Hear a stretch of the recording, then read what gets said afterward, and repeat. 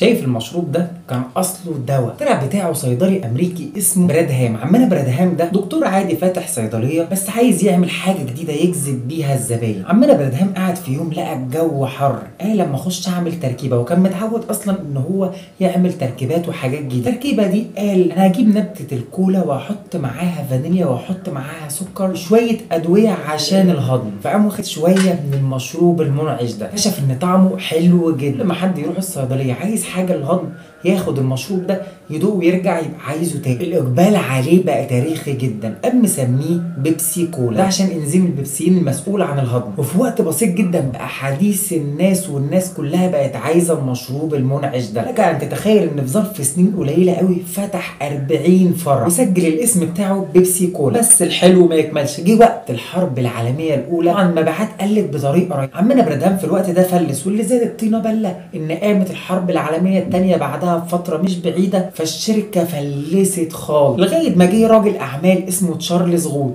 وده كان صاحب مصانع شوكولاته وراجل اعمال ناجح، اشترى منه السر بالظبط واشترى منه الاسم، وقام عامل دعايه من نوع جديد بقى يضاعف الكميه بتاعه البيبسي وفي نفس الوقت يبيعها بنفس السعر القديم اللي كانت بتتباع بيه. الموضوع ابتدى يشتغل تاني معاه وابتدى يكسب لغايه ما دلوقتي بقى موجود في كل بيت. دي كانت حكايه اختراع البيبسي كولا. على فكره هي دي مش بيبسي، بس انا ما بحبش البيبسي، انا بحب الشيبسي رمان.